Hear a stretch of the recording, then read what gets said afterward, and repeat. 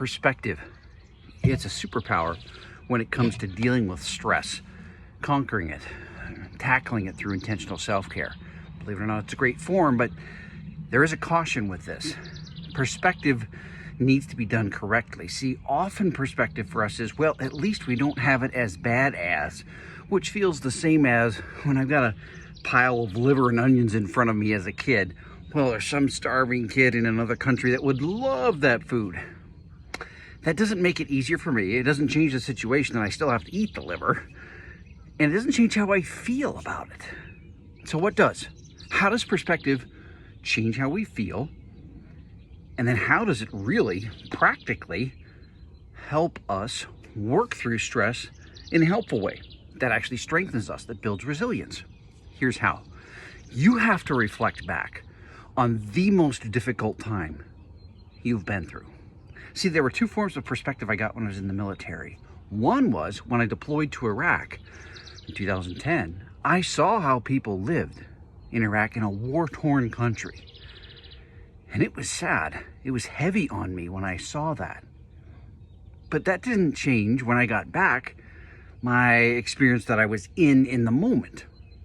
It didn't affect me directly. It didn't change how I felt about my situation. So what did? I reflected back on basic training that I went through when I was 32 years old in Fort Benning, Georgia, in the summer, with a good number of split ops, 17-year-old high school juniors. Now, here I am at 32, and here are 17-year-old high school juniors, very different set of values, of patience, of determination, of just basic maturity. I would have been very different at 17 than I was at 32. That was the most difficult individual time I'd ever been through in my life, and still have. It was the most challenging in my entire life.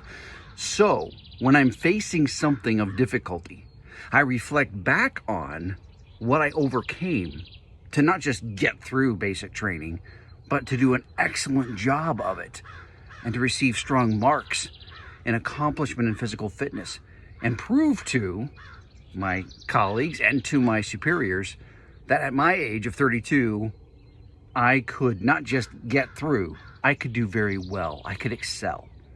And that's what you have to remind yourself of. Reflect back on the most difficult time in your life or your loved ones' lives directly, and how you not only just survived that, you got through it, you overcame it. That will give you the confidence and the strength to say, I can do this too. This only makes me stronger. I'll learn from this and get even better because of this. Perspective applied. Superpower for self.